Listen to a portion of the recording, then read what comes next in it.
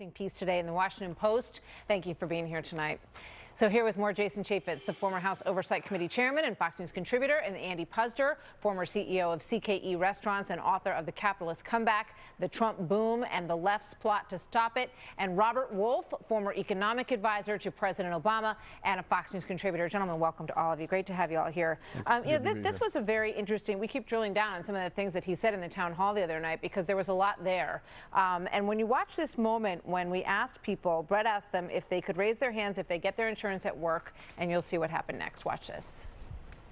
If you could raise your hand here, a show of hands of how many people get their insurance from work, private insurance right now. How many get it from private insurance?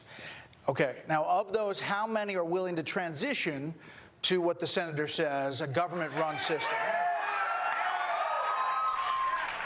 So, Andy, you hear that in that room, and it was a heavily, Bernie supporter-weighted room. There were a lot of other people in the room, too, but they certainly had a very strong presence there that night. Does that response surprise you? Well, it surprised me when I saw it because it's very inconsistent with the polling on that very issue. And you can't, look, this was a wonderful presentation by the woman from the Washington Post, but to make it simple, the only thing that's ever improved quality and reduced prices, and that's what Sanders says he wants to do with health care, the only thing that's ever done that, that's ever reduced prices and increased quality, is competition. He wants a single-payer system that eliminates competition, inserts the government, and we all know when you insert the government, two things happen. Prices go up and quality goes down. So I'm very surprised by the reaction of those people. I think they would be very surprised to find out how expensive health insurance is once it's free. Yeah, Robert, there are a lot of candidates who are on board with the Medicare for All plan. Bernie Sanders put out a white paper on it, about a week and a half ago, and that includes Elizabeth Warren, Cory Booker, Kamala Harris, Kristen Gillibrand. All of them have said that they back this Medicare for All plan. Is that smart for Democratic candidates, do you think? I think what's smart is health care is a smart thing to run on. I think at the midterms we showed that a majority of the country wanted health care as a right, which is why we flipped 40+ red to blue seats. With respect to Medicare for All, I agreed with what the Washington Post reporter wrote. We don't know what the cost will be. I'm much more supportive of extending the public option, but giving people the option to keep their private insurance. And I also agree with Andy that we need to increase competition. I would be able to cross state lines so insurance has a free market competition. But I would look at something like extending maybe a Medicare X program where you lower the age from 55 to 50. There's options. I'm not sure Medicare for All is the options that I would take, but it certainly has been resonating with the left. Bernie Sanders has the most momentum of the declared candidates right now of anybody. And Jason, one of the biggest questions here is that there's 181, something like that, million people in America who are on employer health insurance, and a lot of them, not a lot of them in that room, I will say, but a lot of them say that they do not want their plan taken away. Plus, also the plan mandates that employers cannot offer insurance, which seems to me that it could be potentially unconstitutional. I don't know if you want to weigh in on that. No, I do think there's where Bernie Sanders is going, I do think is unconstitutional. Look, the government can't run Amtrak. What makes you think it's going to be able to run a third of our economy in everything to do with health care? It's just not going to work. It's going to lessen competition. And look, there are people out there that need better health care. They want better health care. Let's do things like health savings accounts and put people more in charge of their money. Yeah, but you know what, Jason? They're going to say, look, Republicans had an opportunity. They did not do what they promised for years, which was that they would repeal and replace Obamacare and come up with something better. So, I mean, that's the hit on your side of the fence.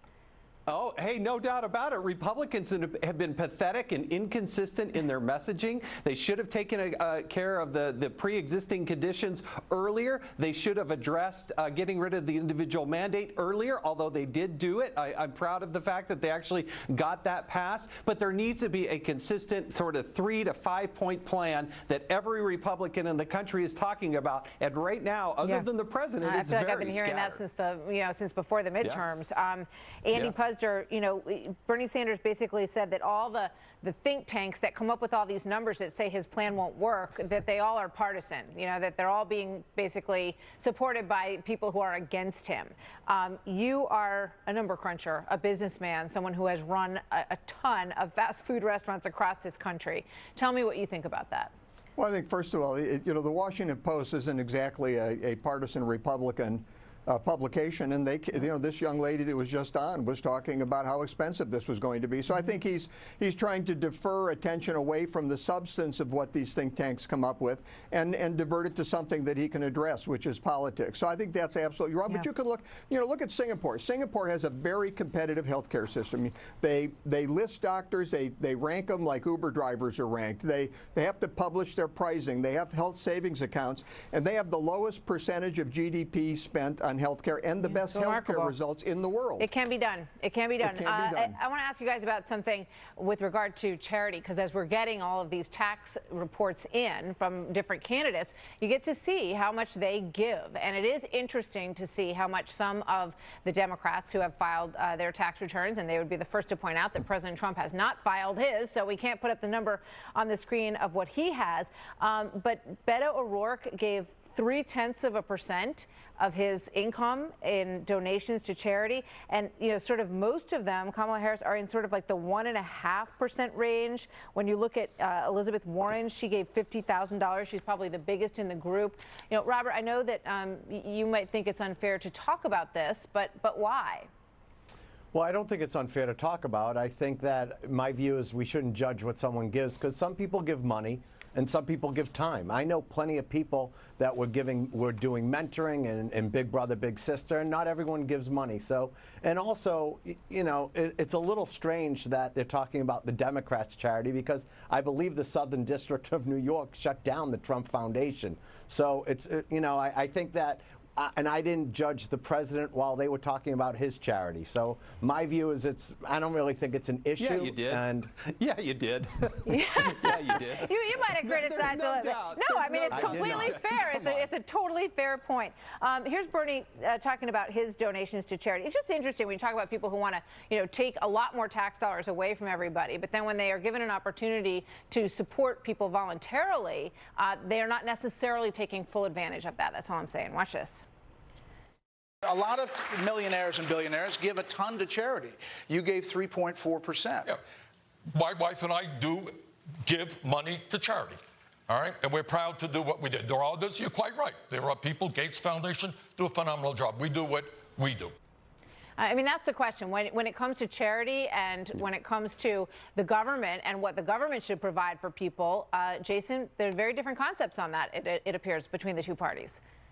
No, but I see a consistency on the Democratic side of the aisle, particularly with the presidential candidates. They're giving a very small, pathetic amount of money. And look, there's a whole range. You have people like Bill Gates and John Huntsman. They're going to literally like give everything away before they move on. But at the same time, the Democrats are so quick to take more money to give it to other people. But when Beto O'Rourke is making more than $300,000, all he can come up is with 1/3 of 1%. Yeah. And then he says, well, I gave my time. Well, congratulations. Which is great. Everyone should do both. But, you know, just for a point of reference for the folks at home, 5% was the highest amount, and that was Elizabeth Warren. President Obama donated 29% of his gross income, and Mitt Romney 22%. Actually, I have those numbers backwards. 29% for Mitt Romney, 22% for President Obama. So it's something to think about as you look at. For the Obama Foundation, so there's a lot of great things the Republican Party can now give to. All right, there you go. Something for everybody. Thank you very much, gentlemen. Good to see all of you tonight. Thank you. Good to see you. This is unbelievable.